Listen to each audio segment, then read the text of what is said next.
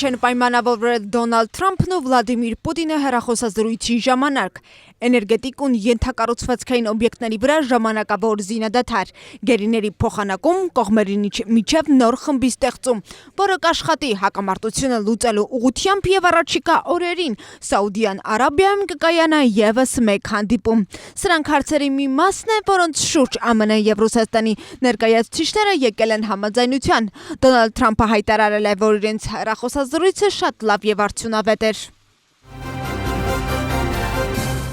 ԱՄՆ դաշնային դատարանը չեղյալ է համարել USAID փակման որոշումը։ Ինչպես գրում է BBC-ն, Թրամփի վարչակազմի ցանկացած հետագա քայլ կապված միջազգային զարգացման գործակալության փակման հետ արգելված է։ Դատավորը հայտարարել է, որ այդ որոշումը հավանաբար բազմաթիվ առումներով խախտում է ԱՄՆ սահմանադրությունը։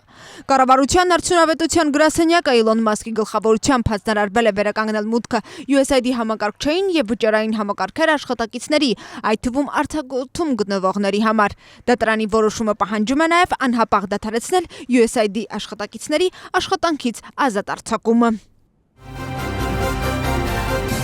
Ստամբուլի քաղաքապետը ձերբակալվել է կոռուպցիայի մեղադրանքով։ Թուրքական լրատվամիջոցների փոխանցմամբ ոստիկանության իրականացրած գործողությունը կապված է կոռուպցիոն հանցագործությունների լայնածավալ հետաքննության հետ։ Իսկ մինչ այդ խուզարկությունները իրականացվել քաղաքապետի տանը։ Բերման են ենթարկվել նաև նրա մամուլի քարտուղարը եւ քաղաքապետարանի մոտ 100 աշխատակից։ Ավելի վաղ հաղորդվել էր, որ Ստամբուլի համալսարանը չեղարկել է գլխավոր ընդդիմադիր ժողովրդահանրապետական կուսակցության առաջնորդ Էքրեմ Իմամօղլուի դիպլոմը, ինչը նշանակում է, որ նա այլևս չի կարողանա մասնակցել նախագահական ընտրություններին։ Զինադադարի վերականգնման շուրջ բանակցությունները կշարունակվեն միայն կրակի ներքո, նման հայտարարություն է արել Իսրայելի վարչապետը։ Նեթանյահուն ասել է, որ Իսրայելը կշարունակի պայքարել Գազայում իր պատերազմական նպատակներին հասնելու համար։ Նա նաև նշել է, որ իր պարտավորությունն է անխոնջ աշխատել բոլոր պատաններին, ողջերին ազատագրելու եւ զոհվածների դիերը վերադարձնելու համար։ Իսրայելը Գազայի հատվածում լայնածավալ հարվածներ է հասցրել ընդդեմ Համասի։ Արդյունքում զոհվել է 404 մարդ, իսկ վիրավորվել մոտ 700-ը։ Սպանվել են Համասի 4 բարձրաստիճան պաշտոնյաներ, այդ թվում Համասի կողմից վերահսկվող ներքին գործերի նախարարության ղեկավարի տեղակալ Մահմուդ Աբու Վահֆան։ Իսկ մինչ այդ մարտի 1-ին ժամանակավոր հրադադարի առաջին փուլի ավարտից հետո կողմերը փորձում էին շարունակել բանակցությունները։ Ամերիկայի Միացյալ Նահանգները կողմերին առաջարկել է երկարաձգել հրադադարի ռեժիմը մինչև ապրիլի կեսը, որը կներառի Իսրայելի բանտերում պահվող լրացուցիչ պատանների եւ պաղեստինցիների ազատ արձակումը։ Սակայն պաղեստինցի պաշտոնյան BBC-ին ասել է, որ Իսրայելն ու Համասը չեն կարողանում համաձայնության գալ գործարքի գլխավոր կետերի շուրջ, որը ներկայացրել է ԱՄՆ նախագահի Մերձավոր Արևելքի հարցերով հատուկ ներկայացուցիչը։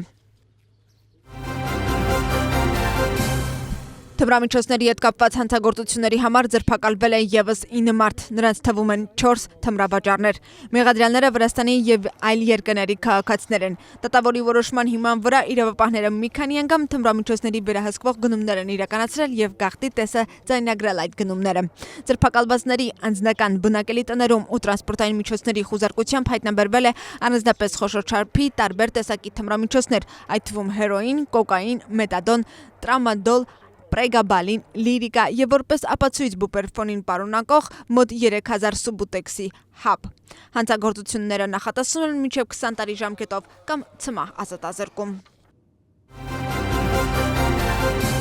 Հայացք Կովկասից Դելիում Ռայսինա երկխոսության երրորդ օրը տեղի կունենա նշված խորագրով պանելային քննարկումը, որի գլխավոր բանախոսը կլինի Վրաստանի արտաքին գործերի նախարարը։ Մակաբոճորիշվիլին կխոսի Հարավային Կովկասի տարածաշրջանում Վրաստանի դերի մասին։ Միջազգային համաժողովին մասնակցելուն զուգահեռ վրացի դիվանագետն արդեն երրորդ օրն է, ինչ երկկողմ հանդիպումներ է անցկացնում Հնդխաղաղօվկիանոսյան տարածաշրջանի երկրների արտաքին գործերի նախարարների հետ։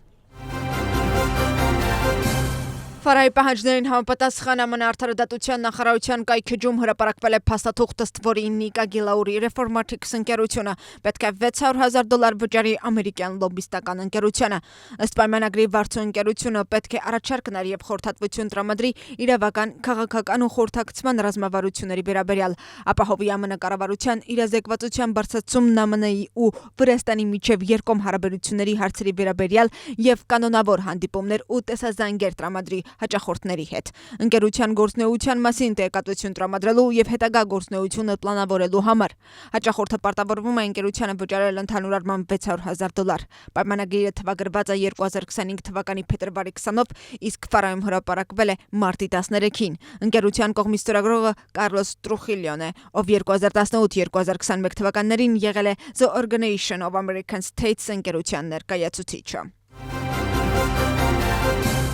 Վրացական քաղաքական դաշտում շարունակում են քննարկել 5 հիմնադրամների հաշիվների վրա կալանքի դնումն ու դրա վերաբերյալ դատախազության հայտարարությունը։ Իշխանության ընդդիմախոսները կարծում են, որ վերոնշյալ միջոցները բռնագրավել են վրացական երազանքի թելադրանքով եւ իշխող թիմը փորձում է ռեպրեսիվ միջոցներով պահպանել իշխանությունը։ Իսկ վրացական երազանքը կարծում է, որ դրամական միջոցների արգրավման հիմք կա եւ դեպքի վերաբերյալ լրացուցիչ տեղեկություններ հայտնի կլինեն առաջիկայում։ Հիշեցնենք, որ կալանք է դրվել Նանուկայի, Նիկա Գիլաուրի, Prosperity Georgia-ի, Միմյանց Համարի, Ամոթեի, Թբիլիսիի մարդու իրավունքների տան բանկային հաշիվների վրա։ Դատախազությունը որպես որոշման պատճառ նշում է դիվերսիայի, օտարերկրյա կազմակերպությանն օգնելու, թշնամական գործունեության մեջ օտարերկրյա վերահսկողության տակ գտնվող կազմակերպության հետաքննությունը։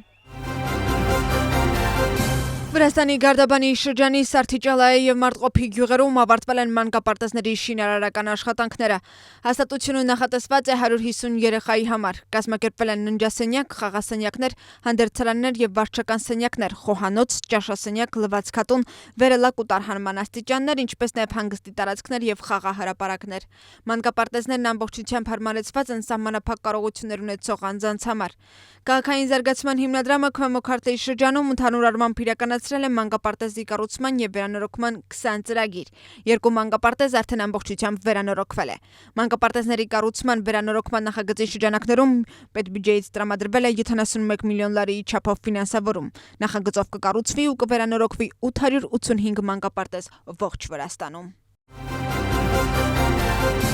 Վրաստանը մասնակցել է աշխարհի խոշորագույն գինու եւ ալկոհոլային խմիչքների միջազգային ցուցահանդեսներից մեկին։ Դյուսելդորֆում կայացած միջոցառմանը ներկայացված էին վրացական 24 ընկերություններ։ Երրորդյա ցուցահանդեսի ընթացքում գինու մասնագետները, կոմերցիոն ոլորտի ներկայացուցիչները, ցուցահանդեսի հազարավոր հյուրեր հնարավորություն են ունեցել գնահատելու վրացական գինիները։